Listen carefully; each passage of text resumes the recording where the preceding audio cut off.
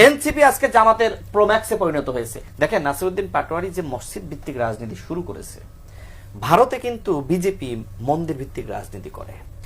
ভারতে বিজেপি বলে যে এই দেশের যারা হিন্দুরা রয়েছে আমাদের সবাইকে একতাবদ্ধ হতে হবে ওই সংখ্যালঘু মুসলিমদের বিরুদ্ধে। ঠিক একইভাবে দেখেন নাসিরউদ্দিন পাটোয়ারি একটা বেসরকারি টেলিভিশনের টকশোতে বলেছে এদেশের হিন্দুরা ভোট দিয়েছে বিএনপিকে, এবং তিনি আরো বলেছেন এদেশের মুসলমানদেরকে একতাবদ্ধ হইতে হবে। ওই বিজেপির সুর আর এনসিপির নেতার সুরের ভিতর কোনো পার্থক্য খুঁজে পান?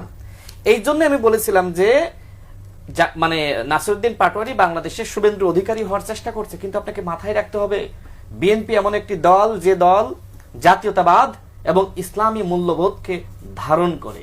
ইসলামের সাথে সাংঘর্ষিক কোনো উদ্যোগ বিএনপি অতীতেও কখনো গ্রহণ করে নাই, ভবিষ্যতেও করবে না। বিএনপি এমন একটি ছাতা যে ছাতার নিচে মুসলমান, বৌদ্ধ, খ্রিস্টান, হিন্দু সকল ধর্মের মানুষ বসবাস করতে পারে।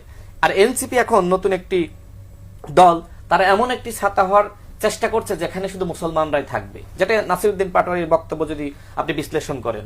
দেখেন এদেশের মুসলমানদের ভোট কিন্তু নানান ভাগে বিভক্ত।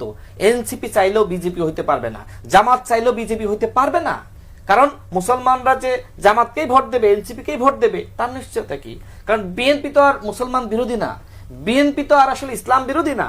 বিএনপি ইসলামকে ধারণ করে, লালন করে, পালন করে। এবং বিএনপির নেতৃবৃন্দ আপনি দেখবেন যে আওয়ামী লীগের নেতৃবৃন্দ যে ধর্মনিরপেক্ষতা নিয়ে বেশি কথা বলতো না, বিএনপি দেখবেন এই ধর্মনিরপেক্ষতা এই শব্দটা বিএনপির ধারে কাছেও যায় না।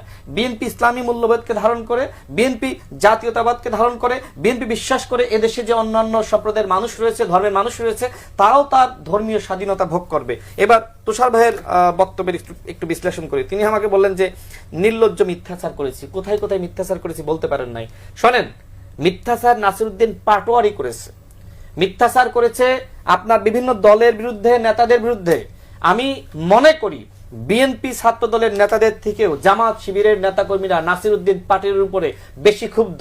এখন তাদের ভিতরে হয়তো প্রতিযোগিতা শুরু হয়েছে। জাতীয় নির্বাচনে জামাত ইসলাম তাদেরকে আসন ছাড় দিয়েছিল, তারা এমপি হয়েছে কয়েকটা আসনে। কিন্তু কথা হলো পরবর্তীতে দেখবেন যে তাদের বক্তব্যগুলো, নাহিদ ইসলাম বলছে যে আমাদের কোনো আদর্শিক জোট না, আমরা সংস্কারের জোট। আরে যার ভিতরে আদর্শের কোনো মূল নাই, তারা মানে আদর্শের কোনো মিল নাই, তারা সবাই মিলে আসলে কি সংস্কারটা করবে? আপনারা তো বলেছেন যে জামাত ইসলাম সংস্কার চায় না, জামাত ইসলাম প্রতারণা করছে, ধোঁকাবাজি করছে, এই কথাগুলো তো আপনাদেরই ছিল। সেখানে আইনমন্ত্রীর এলাকা মানে কি? বিএনপি এমন একটা দল, আপনি নিশ্চয়ই জানেন যে 300 আসনে যাদেরকে প্রার্থী দেয়, পাশ করুক বা ফেল করুক, যদি বিএনপি সরকার ক্ষমতায় আসে তাহলে ওই আসনগুলোতে বিএনপির প্রতিনিধি হিসেবে তারাই থাকে, তিনি মন্ত্রী হন আর মন্ত্রী না হন। যেমন আমি ঝিনাইদহ 4-এ আমি নির্বাচন করেছি, সেখানকার প্রতিনিধিত্ব আমি করছি। আইনমন্ত্রী তিনি শুল্কপা থেকে নির্বাচিত হয়েছেন, এর বাইরে তিনি রাজনৈতিকভাবে হস্তক্ষেপ করেন না। হ্যাঁ, তিনি জাতীয় পর্যায়ে তিনি আইনমন্ত্রী, তিনি পুরো দেশের আইনমন্ত্রী।